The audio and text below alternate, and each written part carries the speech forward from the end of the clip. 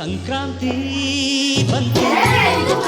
ಸಂಕ್ರಾಂತಿ ಹಬ್ಬದ ಹಾರ್ದಿಕ ಶುಭಾಶಯಗಳು.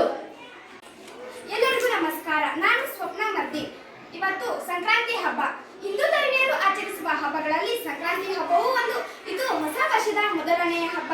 ಸೂರ್ಯದೇವನು ಧನುರಾಶಿಯನ್ನು ತೊರೆದು ಮಕರ ರಾಶಿಯನ್ನು ಪ್ರವೇಶಿಸುತ್ತಾನೆ. ಈ ಶುಭ ಸಂದರ್ಭವನ್ನೇ ಮಕರ ಸಂಕ್ರಾಂತಿ ಎಂದು ಆಚರಿಸಲಾಗುತ್ತದೆ. ಸಂಕ್ರಾಂತಿ ಎಂದು ಎಳ್ಳು ಬೆಲ್ಲ ಬೀರುವುದು, ಪವಿತ್ರ ಸ್ನಾನ ಮಾಡುವುದು, ಸೂರ್ಯ ಪೂಜೆ ಮಾಡುವುದು ಮತ್ತು ದಾನ ಮಾಡುವುದಕ್ಕಾಗಿ ವಿಶೇಷ ಮಹತ್ವವನ್ನು ನೀಡಲಾಗಿದೆ. ಸಂಕ್ರಾಂತಿ ಹಬ್ಬ ದನಗಳ ಹಬ್ಬ. ಹೌದು, ಎಲ್ಲ ಹಬ್ಬಗಳಲ್ಲಿಯೂ ತಾವು ಹೊಸ ಬಟ್ಟೆ ಧರಿಸಿ ಮೆರೆಯುವ ಜನರು ಈ ದಿನದಂದು ಜಾನುವಾರುಗಳ ಅಲಂಕಾರಕ್ಕೆ ಹೆಚ್ಚು ಮಹತ್ವ ನೀಡುತ್ತಾರೆ. ವರ್ಷವಿಡೀ ದುಡಿಮೆಯಲ್ಲಿ ತೊಡಗಿದ್ದ ದನಕರುಗಳನ್ನು ಪೂಜೆ ಮಾಡುತ್ತಾರೆ. ಅವುಗಳನ್ನು ಸ್ವೀಕರಿಸಿ ಮೆರವಣಿಗೆ ಮಾಡಿ ಕಿಚ್ಚು ಹಾಯಿಸಿ ಖುಷಿ ಪಡುತ್ತಾರೆ. ದನಕರುಗಳನ್ನು ಬೆಂಕಿಯಲ್ಲಿ ಕಿಚ್ಚು ಹಾಯಿಸುವುದರಿಂದ ಅವುಗಳ ಮೈಯಲ್ಲಿ ಸೇರಿರುವ ಜಿಗಣೆ ಮತ್ತು ಮುಂತಾದ ಕ್ರಿಮಿಗಳು ತೊಲಗುತ್ತವೆ. ಸಂಕ್ರಾಂತಿ ಎಂದರೆ ಎಳ್ಳು ಬೆಲ್ಲ ಬೀರುವ ಹಬ್ಬ. ಸಂಕ್ರಾಂತಿ ಎಂದು ಎಳ್ಳು ಬೆಲ್ಲ ಕಡಲೆ ಮತ್ತು ಕೊಬ್ಬರಿ ಎಣ್ಣೆ ಏಕೆ ತಿನ್ನಬೇಕು? ಏಕೆಂದರೆ ಚಳಿಗಾಲದ ಅವಧಿಯಲ್ಲಿ ಚರ್ಮ ಒಡೆದಿರುತ್ತದೆ. ಆಗ ದೇಹದಲ್ಲಿ ಕೊಬ್ಬಿನ ಅಂಶ ಕಡಿಮೆಯಾಗುತ್ತದೆ.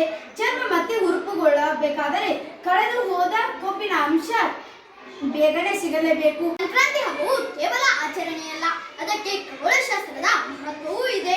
ಸೌರಮಾನ ಪದ್ಧತಿಯನ್ನು ಆಧರಿಸಿ ಈ ಹಬ್ಬವನ್ನು ಆಚರಿಸಲಾಗುತ್ತದೆ.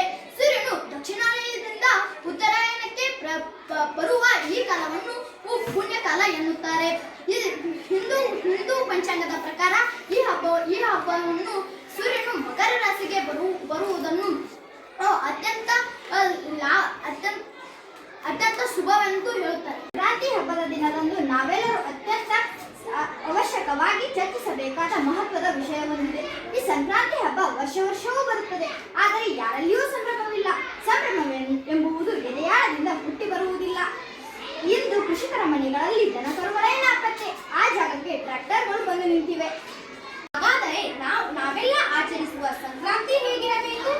ನಮ್ಮ ಆಚರಣೆಯ ಸಂಕ್ರಾಂತಿಯಲ್ಲಿ ಸಂಸ್ಕೃತಿ ಇರಬೇಕು, ಸಂಪ್ರದಾಯ ಇರಬೇಕು, ಪ್ರೀತಿ ಇರಬೇಕು, ವಿಶ್ವಾಸ ಕೃತಜ್ಞತೆ ಜೊತೆಯಾಗಬೇಕು. ಹಬ್ಬದ ನೆಪದಲ್ಲಿ ಸಂಕ್ರಾಂತಿ ನಮ್ಮ ಬದುಕಲ್ಲಿ ನಡೆದು ಹೋಗಬೇಕು. ಸಂಕ್ರಾಂತಿ ಅಂತದ್ದೇ ಆಗಿರಲಿ. ಖುಷಿ, ಐಶ್ವರ್ಯ,